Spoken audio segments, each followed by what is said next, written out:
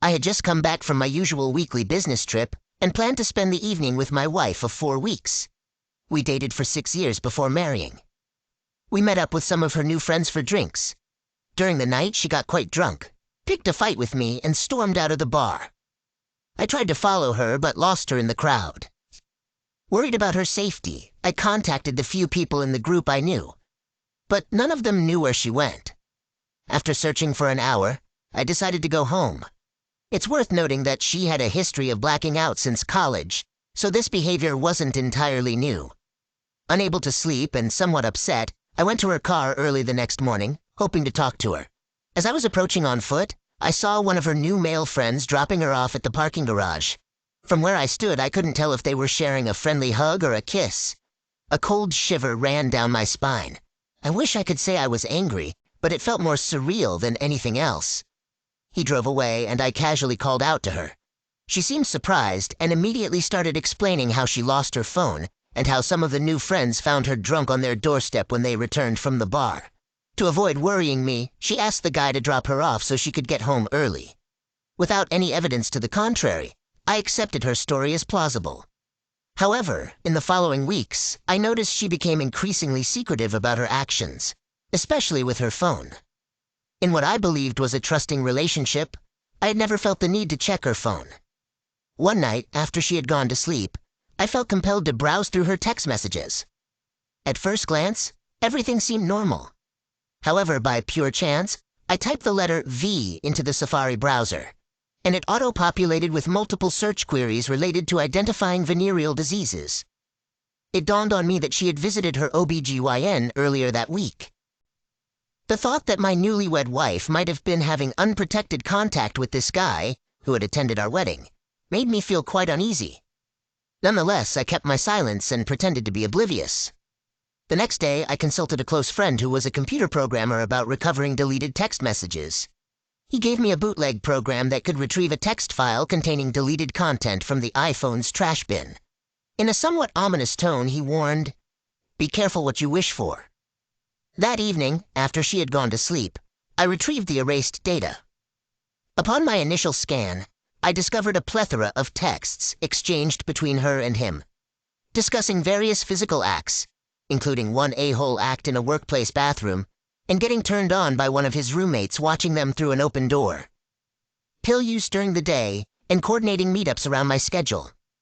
I began to shake and rushed to the restroom, where I dry-heaved for 15 minutes, utterly shocked. After collecting myself, I returned to our bedroom, woke her up, and told her that I wanted to discuss my fears of infidelity. After allowing her to lie to me for 10 minutes, I presented her with a highlighted stack of text messages. She immediately burst into tears, claiming that she had been under a lot of stress, that it was purely physical, and that it had only been going on for a few weeks. She promised to end it the following day. Regarding the venereal disease, she admitted to having unprotected contact with him, and said she had an infection that the doctor thought should be treated with a precautionary round of antibiotics. She also mentioned that she would receive the results of HIV tests the following day, both of which turned out to be negative. So I had that small consolation. Feeling embarrassed by the brevity of our marriage and the thought of explaining it to my family, I told her that I would attend counseling for 1 month, and if I didn't see any improvement, I wanted out. After a couple of weeks, I discovered that they were still seeing each other. I exploded with anger and told her to move out by the 1st of the month. It's challenging to fully convey the mix of anger, sadness, and confusion I experienced throughout this situation. As an epilogue to this whole ordeal, the only positive moment I experienced was receiving a call from her father a month after she had moved out. He was puzzled as to why his daughter was still living with them and why we hadn't attempted to reconcile. He thought it might be typical early marriage nervousness. I politely replied, "It's over for good. I don't think it's my place to discuss it further." Eventually, she will explain what happened. He pushed for more information, mentioning that he had just paid for a $50,000 wedding and deserved some answers. It struck me that I had asked for his permission to marry his daughter, so I should end things on a man-to-man note. I agreed to meet with him and my mother-in-law that evening. After some small talk and evasiveness, I finally revealed that she had cheated and that her drinking had escalated significantly. I expressed regret and gratitude for everything they had done for me. As they probed further, I shared the cold, hard facts without embellishment. By the end of our conversation, they both hugged me and said repeatedly, "We love you, we don't blame you, and we are sorry. We did not raise her to behave this way." As I left, I had one of the most rewarding moments of my adult life. Some background: I grew up in a humble trailer park, while my wife came from a wealthy background, enjoying expensive hobbies like horse riding and world travel. Consequently, her mother had always carried an air of superiority over me. However, in that moment, as we said our final goodbyes, I saw a fleeting thought cross her mind. I can't be certain, but I believe she considered, maybe the boy who was never good enough for our daughter is actually too good for her. A few years have passed, and I've come to terms with the experience. I'm now a stronger and happier person. I've even had a few serious relationships, none of which have been marred by lingering trust issues. All right, that was a fun story. Now let's move on to another exciting one. Stay tuned, and let's dive in. Story 2. I've been married for 33 years. I'm 55 years old, and so is my wife. We have 2 kids and 2 grandkids, and we care about them a lot. Here's our backstory. We met in the 80s at a nightclub where I worked as a bouncer. We went on a date, moved in together after 2 months, and got married 2 years later. Our life was good, balancing work, play, and raising our children. I went from a physically demanding job to a more sedentary one and gained a lot of weight. It got to the point where I couldn't even finish having closeness due to asthma attacks. We tried various ways to improve our bed life while staying faithful to each other. I'd been cheated on in the past, so we had a strict no-infidelity rule. We deeply loved each other and thought we'd spend our entire lives together. Being married for 33 years is a significant milestone, and my love for her grew stronger with each passing year. After 20 years of a lackluster bed life, I made a choice to lose weight. Over the course of 2 years, I shed 80 kilograms, 176 pounds, and had a tummy tuck. I know it might sound superficial, but I had 3 main reasons. First, I wanted to be around to see my grandkids grow up. Second, my health was a priority. And third, I wanted to reignite our bed life, which we successfully did. Over the last 2 years, we've been intimate about 3 to 4 times a week, and my wife thoroughly enjoyed it. I could tell because her body never lied. We were in a place where we could enjoy life together. She still tells me she loves me, and I feel the same way about her. I've never been unfaithful to her, and as far as I know, she's never cheated on me. It's just one of those things. Well, that was until 3 days ago. She went on a vacation with her 2 sisters, traveling out of state with them. I didn't have any concerns about this because I trusted her. However, she knew that infidelity was a deal-breaker for us, even after 33 years. We had an open and transparent relationship. We had apps on our phones that allowed us to see each other's locations. Not because we didn't trust each other, but for safety reasons. We didn't hide our phones, and we both had access to our messages and emails. Trust was never an issue. When I lost weight and started looking better, I did receive more attention from women, but I always ignored it because I was happily married. My wife mentioned that she felt a bit insecure now that others found me attractive and she had gained some weight. However, I never worried about it because I love her regardless of her appearance. I tell my wife I love her every day and remind her how pretty she is. Our closeness is great, and I wish we had worked on it more in the past. But one day after work, my wife called me very upset and asked if my sister-in-law had talked to me. I said no and asked what was going on, not expecting what she was about to say. She confessed that she cheated on me and had an intimate encounter with another man. She felt really sorry and didn't know why she did it. I was shocked and heartbroken. I sat in my car feeling numb as she explained that she and her sisters had been drinking, and a married couple had joined them. They kept drinking until 2 a.m., and her sisters had already gone back to their room. When the bar closed, she said she was really drunk and went to the couple's room to keep drinking and talking. They kept complimenting her, saying how attractive she was and how lucky her husband was. The man started making physical moves on her, and the wife encouraged them both. They promised her that no one would find out, and they told her to just enjoy the moment. She said it felt like she was acting completely out of character, but she ended up being intimate with the husband while the wife watched.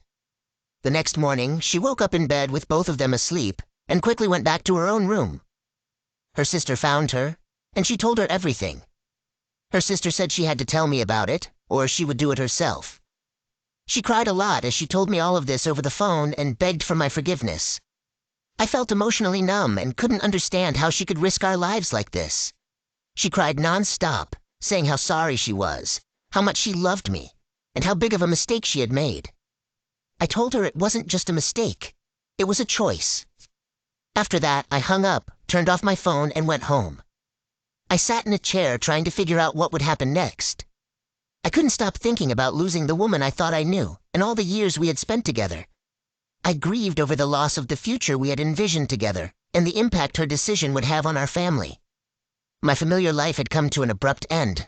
For the past 2 days, I isolated myself, but eventually I turned my phone back on. Unsurprisingly, I found a multitude of messages from her and her sisters. The final message indicated that she was en route home. My children had also tried to reach out, as their mother had been contacting them to check on my well-being and inquire if they had heard from me. I reached out to my kids, sharing the unfortunate events with them and assuring them that I was coping as best as I could. However, I explained that I would be leaving home temporarily to work through my emotions before her return. I requested that they refrain from informing her about my whereabouts, as I needed time to come to terms with the impending end of our marriage.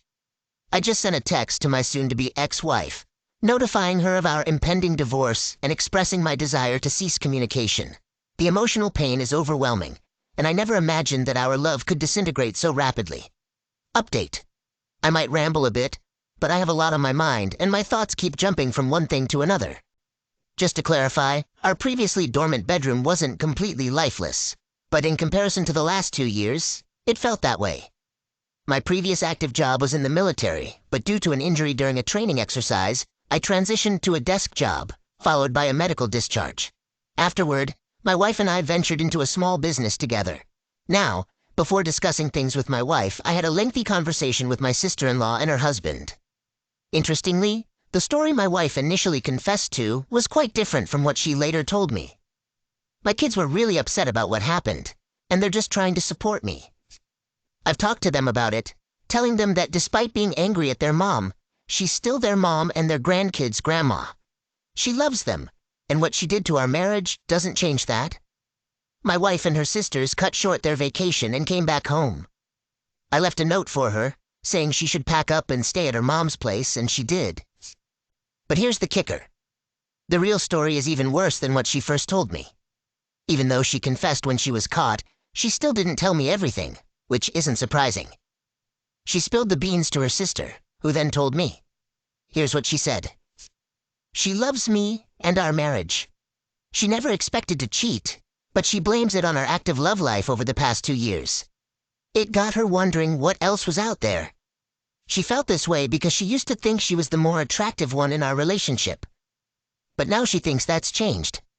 Her insecurity made her seek validation from someone else. She insists it was the first time, even though she'd thought about it as a fantasy before.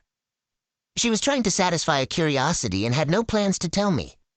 Interestingly, the couple she hooked up with were our customers from another state, but I've never met them. She talked to them a lot on the phone. They met up for drinks, but her sisters tagged along, so they pretended not to know each other until the sisters left. She did have some drinks, but she wasn't too drunk.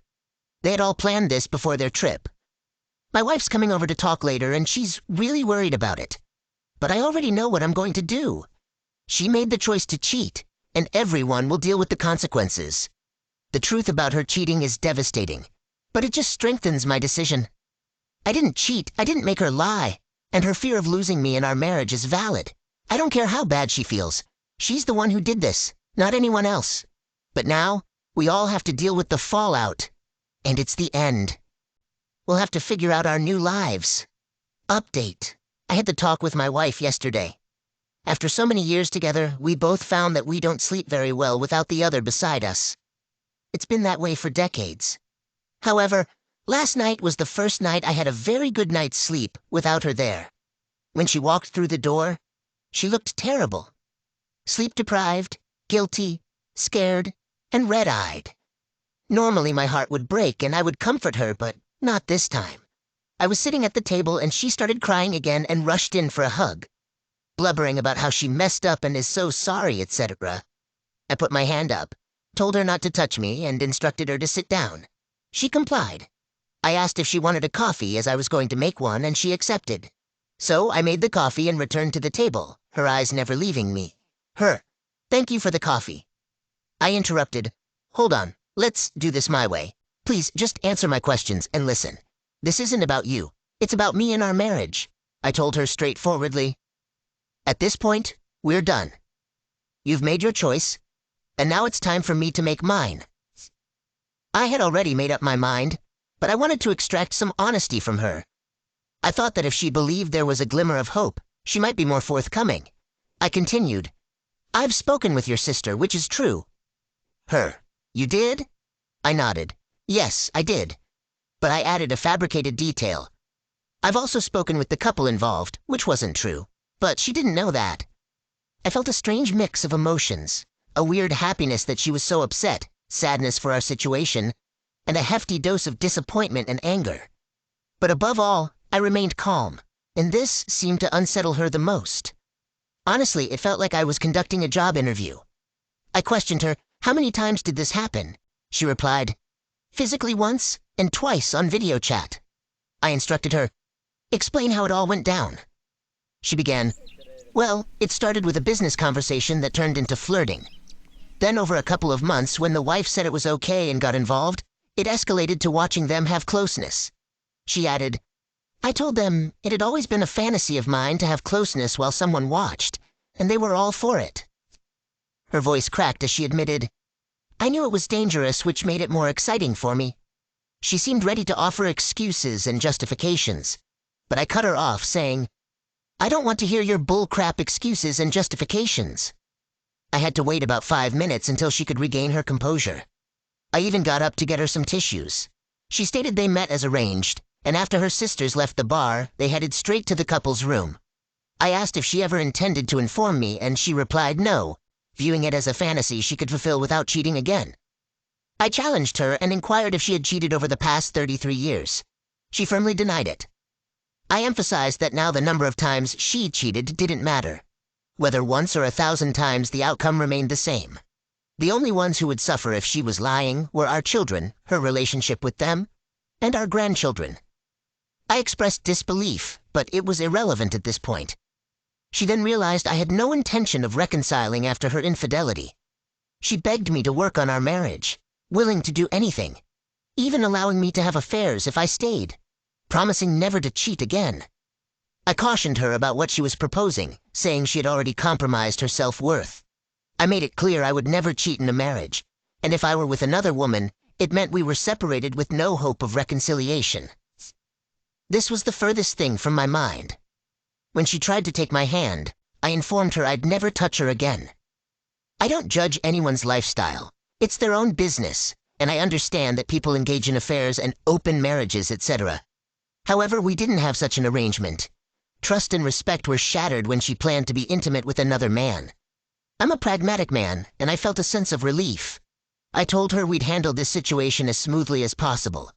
She interpreted it as a sign of hope for our relationship, but I clarified that we were finished, and I meant it.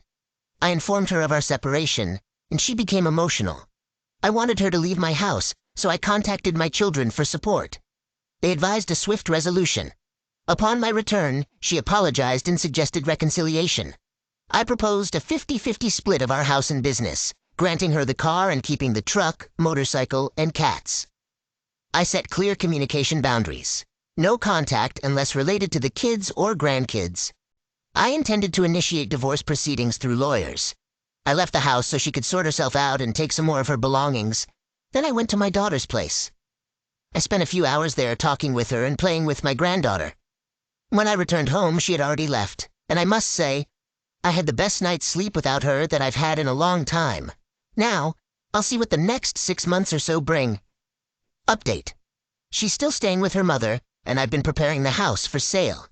We've been in this house for 20 years, so there was a lot of stuff to clear out and get ready.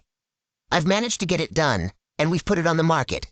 Fortunately, there are a couple of eager buyers, so I'm hopeful it will be sold in the next week or two. The business has already been sold too. Thankfully, one of our clients wanted to expand, and I accepted the offer last week. Settlement will happen in about a month.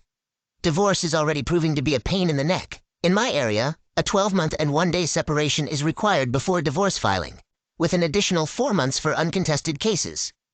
Property settlement occurs after divorce. I expect no disputes over joint possessions if she keeps signing sales contracts. My son had one unpleasant conversation with her. My children are adults with their own families. I advised my son not to let her decision harm their relationship. My daughter, despite feeling ashamed, supports her through the breakup. She's honest about the consequences. My wife believes I'll eventually forgive her, but I've made it clear that our many years together won't change my mind. When she came over to sign the real estate contract and expressed her belief that I would change my mind, that I still loved her, and that she would be a better wife in the future, envisioning us growing old together with this as just a bump in our marriage, I was taken aback. I simply told her she was utterly mistaken and that her expectations were wildly unrealistic. She had lied and cheated in the worst way possible, engaging in intimate acts with another man. The idea of being intimate with her again was unfathomable.